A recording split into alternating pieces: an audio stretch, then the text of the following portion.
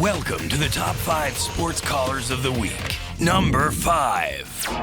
PJ from Clayton County, Georgia, joined the Rick and Randy show on 92.9 The Game in Atlanta to tell the guys he thinks Falcons QB Matt Ryan has hit his ceiling. First, let me start off by saying, I'm not a Falcons fan, but I do watch all the Falcons games every year, all like that. I feel as though Matt Ryan he hit the wall. He hit his ceiling. That's it. The best year he had to give us was when he had Tony Gonzalez, Roddy Wright was healthy, and we made it always an 13-3 NFC Championship game. I don't think Matt Ryan can win anymore. I think that's it for him. What we're getting now is what's left in the tank. What I think the Falcons should do is go another route, another quarterback. Who another quarterback? I don't know, but I think Matt Ryan has gave everything Atlanta he has to offer. Number 4. Mike from Pomeroy, Ohio, hopped on with the Kylie and Carmen show on 92.3 The Fan in Cleveland to tell the hosts he doesn't think the Browns will win a Super Bowl before he dies. How old are you, Mike? I'm 66 years old. Do you think the Browns will win a championship before you, how should we say, go to your great reward? Well, I hope I get a great reward, but I don't think so. I don't think so. What type of health are you in, Mike? Let's ask that question first.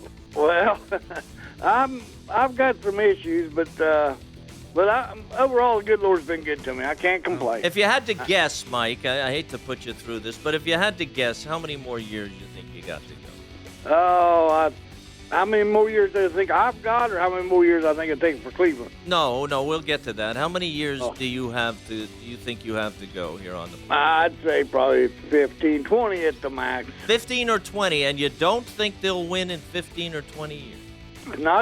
Well, they haven't done it in this 15. Number 3. Darryl from California called into the Dallas Cowboys postgame show on 105.3 The Fan in Dallas because even though he's happy the boys won, he thinks Jason Garrett is a terrible coach. Jason Garrett is no coach. Darren McFadden would have never seen the field after the second fumble won. Then this guy's preaching all this rhetoric, and the team comes out in your playoff or you're done, win or die situation, and act like it's the first practice of training camp.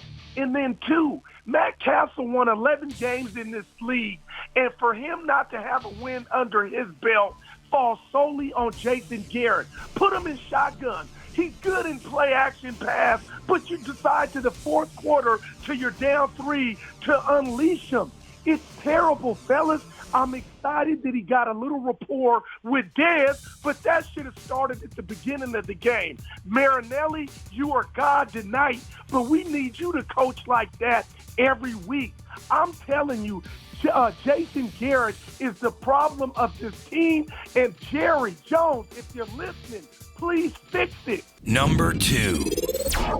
Mike from Royalton, Ohio, called into the Bull and Fox show on 92.3 The Fan in Cleveland with a proposed trade involving Johnny Manziel.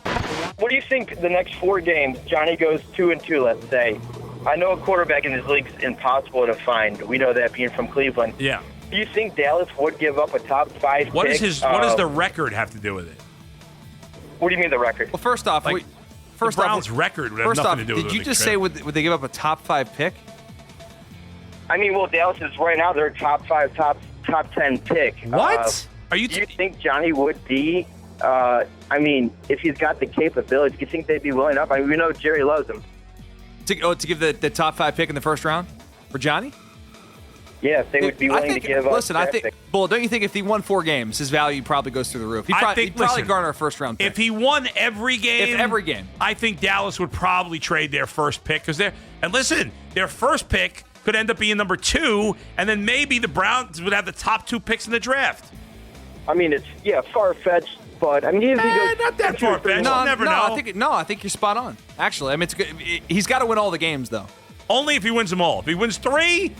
Maybe they get a second round value pick. Would go down, I'm sure. If he goes out there and lights it up, yeah, sure, why not? All right, we'll get some value then. Hopefully he does all right though, man. So go Browns, man. Go Browns, man. My call. All right, man, you got it, Mike. Thanks. He's gonna go tell his friends now. Are you? I mean, go Browns.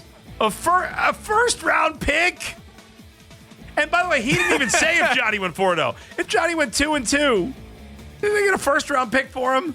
Top 5 pick, Adam. Oh, my God. That is insane. A first-round pick. Even Jerry Jones ain't that crazy. Number 1. The top spot goes to Bob from Pittsburgh, who joined Starkey and Mueller on 93.7 The Fan in Pittsburgh with his thoughts on the Pirates' Neil Walker trade. I like the trade. I don't know. Emotionally, didn't they offer him a contract to stay here? So they tried to work out something at some point, yes. And obviously, he turned it down and was looking elsewhere. So what are you going to do? Their hand was forced, and I think they got the best they can get for him. That's my feeling. Doesn't sound to me like you're very sentimental about the whole he was from here angle, Bob. Sounds like you're pretty cold business right now. Hey, you know what? I lost my sentiment with sports years ago. There is no sentiment no more. He could have stayed in Pittsburgh if he wanted to, and he opted not to. So do you begrudge him? Do you begrudge him? Do you begrudge him for not signing anything? Okay. No, not at all. If it was my kid, I'd tell him go for the money too. So forget about the sentiment. That's all. You're my kind of guy, Bob. I like it. I like it, man. Screw the sentiment. Let's talk cold, hard cash. That's my kind of guy here. Yes. Bob is big. That's a big-time phone call. Tune in every week to hear the wildest callers and the wittiest banter as CBS Local Sports brings you the top 5 sports callers of the week.